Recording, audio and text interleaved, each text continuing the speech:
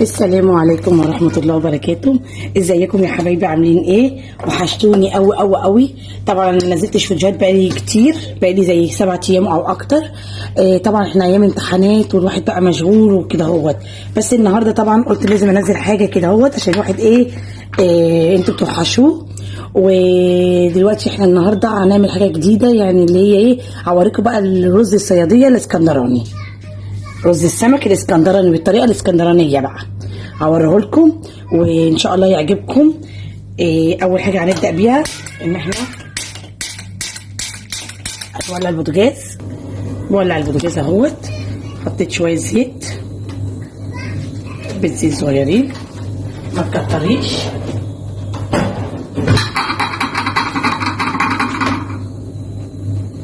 اهو، وبعدين هنحط ده بصل. طبعا انا لما بعمل كوبايتين رز بحط عليهم بصلتين، كوبايتين رز بحط عليهم بصلتين.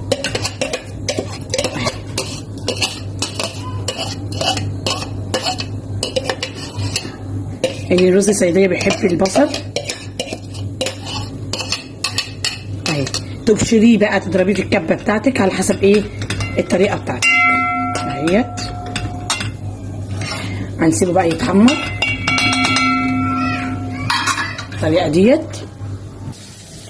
انا قلت بقى جنب السمك انا هعمل لكم حلقه مره ان انا بعمل سمك، فيديو ان انا بعمل سمك صينيه سمك، ما حصلتش. دلوقتي احنا هنعمل البتنجان اهوت، بنقطعه زي ما انا عرفتكم اهو التقطيعه بتاعتنا، ان احنا ما بنشيلش الاسود كله عشان ده فايده لينا ولاولادنا. اهو ما ينفعش البتنجان يبقى ابيض كده، مش حلو. اهي كده اهوت. طبعا انا المره اللي فاتت وريتكم المسقعه وطريقتها وعجبت ناس ياما قوي. ان شاء الله النهارده دي هتعجبكم برده. ده البتنجان اهو، احنا بنحبه جنب السمك لازم. اكلتنا بقى الطحينه وبابا غنور. بابا غنور سهل قوي قوي قوي قوي. بتحطيه على النار في الفرن بالبوتاجاز او في الفرن يعني دوت، بتحطيها وتحسي ان هي لحد ما تقبل خالص، ما تحسيش بيها خالص كده، تحسي ان هي طريه. بتمسكيها تفضيها كلها في الخلاط وتحطي حبه طحينه عليها وشويه كمون وشويه ملح بس، وحبه خل، حبه خل. ده البابا غنور كله يضرب في الخلاط ونزلي وقدميه بس كده اهوت. بابا غنور حلو، بيفتح النفس في الاكل كمان، بالذات في السمك. والطحينه برضو بنعملها بطريقه جميله برضو. الطحينه بنمسك الطحينه بنحط شويه كمون على الطحينه، شويه ملح، حبه خل. في ناس بتحب تعصر الليمون، اعملي اللي انت عايزاه. الليمون برضو ماشي، وده وشويه ميه، وقلبي قلبي قلبي، ولا تخففيها قوي ولا تقليها قوي، يعني تبقى حلوه كده وسط، ولا خفيفه ولا تقيله. دي الطحينه بتاعتنا. بتنجان النهارده هيعجبكم قوي ان شاء الله جنب السمك. طبعا بتفرديه كده. انا ما بغسلش البتنجان، ما بغسلهوش عشان ما بيتشربش ميه، ولما تحطيه في الزيت حتى لو نشف ما بيبقاش حلو. ما تغسليش البتنجان، قشريه على طول كده اهوت زي ما انا عامله بس. فرطيه كده ورصي شويه ملح اهو، شويه اهو عشان ما ياخدش زيت اهو. هو هي غاليه بس كده اهوت. طبعا الرز مش كده، الرز اهو لسه، البصله لسه اهي.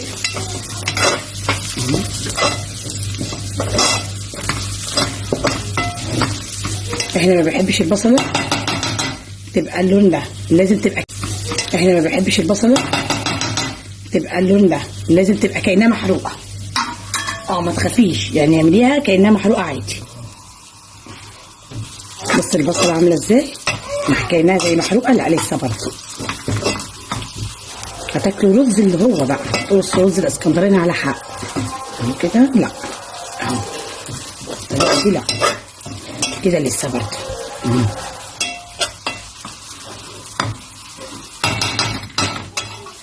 طبعا حطينا البتنجان على النار اهو، هنعمله. وبدأنا عملت الخلطه اللي انا هحطها على البتنجان، هتشوفوها دلوقتي. خلص بس ونشوف دلوقتي ايه. حط بس الرز.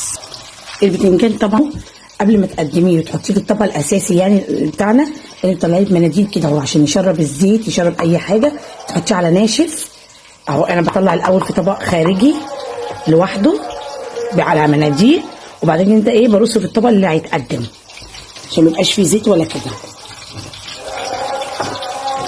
دي طريقه حلوه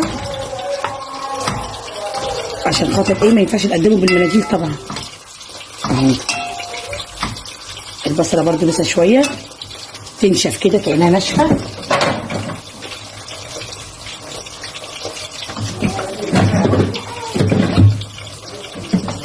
تكوني بتحضري شويه ميه، كوبايتين ميه كده. انا ليه عايزه بقى البصله غامقه قوي ما كانها محروقه؟ عشان تديكي اللون البني بتاع الرز الصياديه، ما يخلوهوش فاتح، لونه فاتح.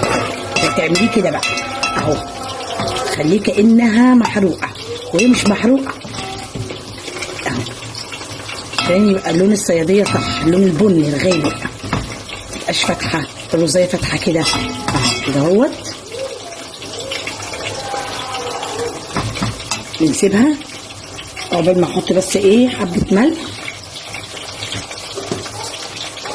احط حبه ملح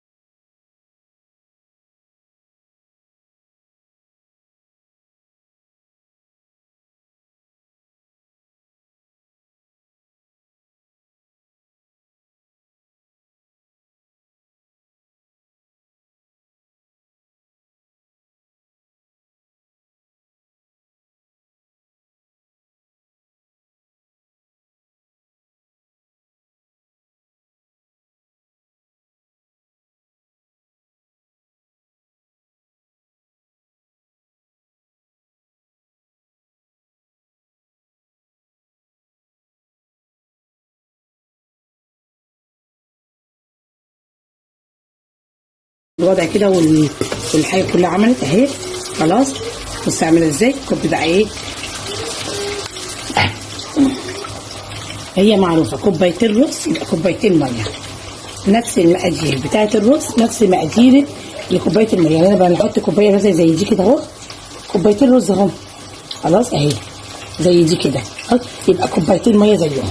الكوبايه اللي هتعيري بيها الرز نفس الكوبايه اللي هتعيري بيها الميه اهو كده اهو. قلبي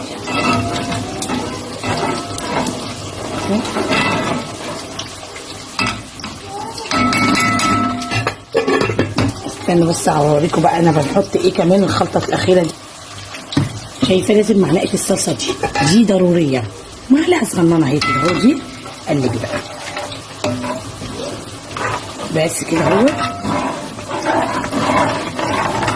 تكوني انت بقى بتغسلي الرز، سيبيه يغلي غلوتين بس، سيبيه المعلقه كده سيبيه يغلي غلوتين، وبعدين هنحط الرز بتاعنا. تكوني انت بس عقبال ما تغسليه، بس تغسلي الرز بتاعك. اول ما تغلي الميه هنكبه وهوريكم دلوقتي.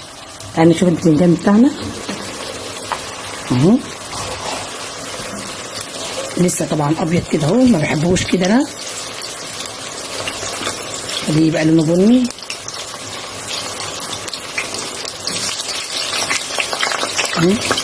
طبعا لو كنتش غسلتيه الميه مش حلو، هيقعد يطرطش طرطش طرطش وما يشربش زيت. انت كده وهو على الناشف تحطي شويه ملح يطلع مقرمش معاكي حلو. قبل ما يتعمل البتنجان هعرفكم الخلطه اللي انا عملتها حضرتها اهي. دي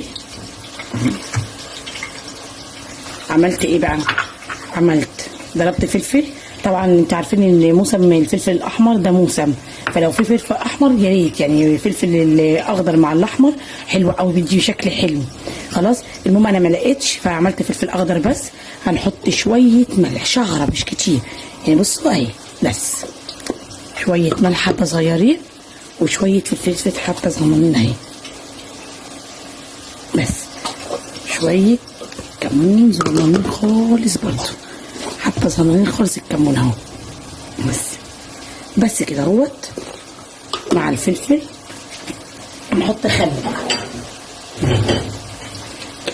طبعا برضو، خل مش كتير عشان ما يتبلش البتنجان بتاعنا اهو.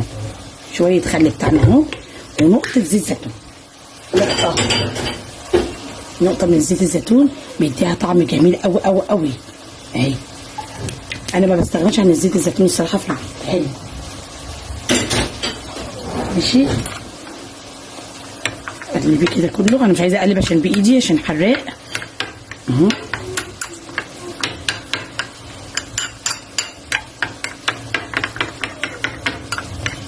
خلطه خطيره اهو.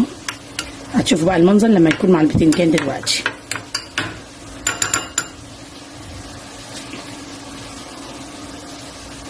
بس كده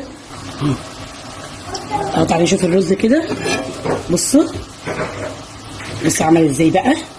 استني بقى واحنا ايه نرمي الرز عشان نشوف المعايير صح كده ولا لسه. دي عملت ايه بقى؟ عملت ضربت فلفل. طبعا انتوا عارفين ان موسم الفلفل الاحمر ده موسم، فلو في فلفل احمر يا ريت، يعني الفلفل الاخضر مع الاحمر حلو قوي، بيدي شكل حلو. خلاص المهم انا ما لقيتش فعملت فلفل اخضر بس. هنحط شويه ملح، شعره مش كتير يعني. بصوا اهي، بس شويه ملح حبه صغيرين، وشويه فلفل حبه صغننين اهي. بس شويه كمون صغننين خالص برضو، حبه صغننين خالص الكمون اهو. بس كده اهوت مع الفلفل. نحط خل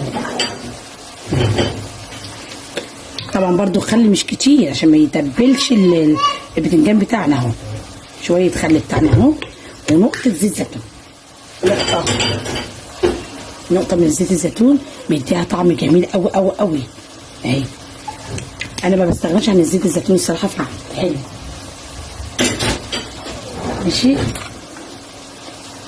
اقلبيه كده كله. انا مش عايزه اقلب عشان بايدي عشان حراق اهو.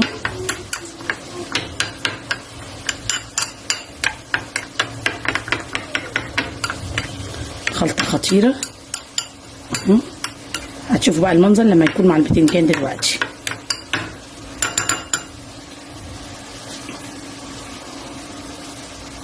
بس كده اهو. تعالوا نشوف الرز كده. بصوا عمل ازاي بقى. استني بقى واحنا ايه نرمي الرز عشان نشوف المعايير صح كده ولا لسه. محتاج ميه.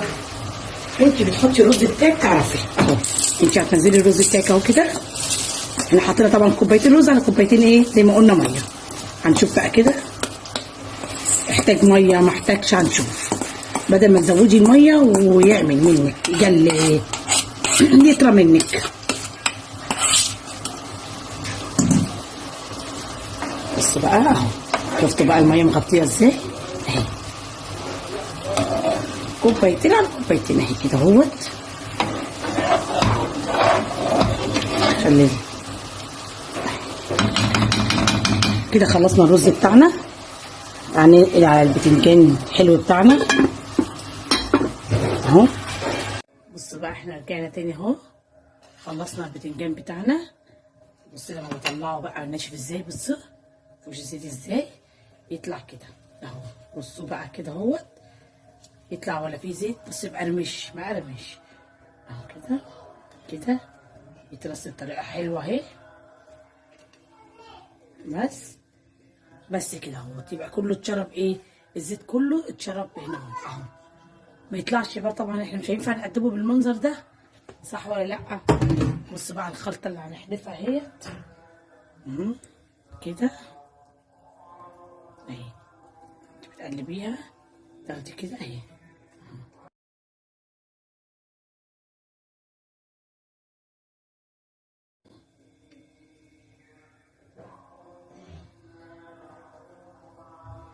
اهي وشويه الخل اللي موجودين دول اهي.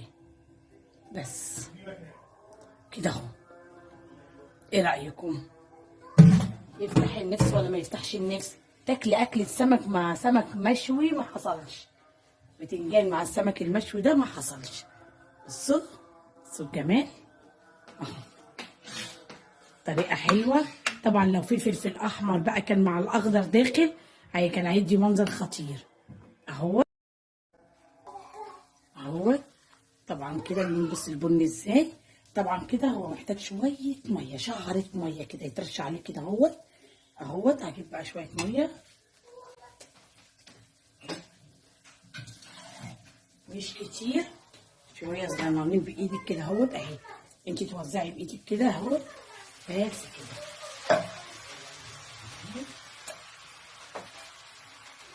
تغطي الغطا اهو بس، هيطريه بس شويه اهوت بس كده اهوت.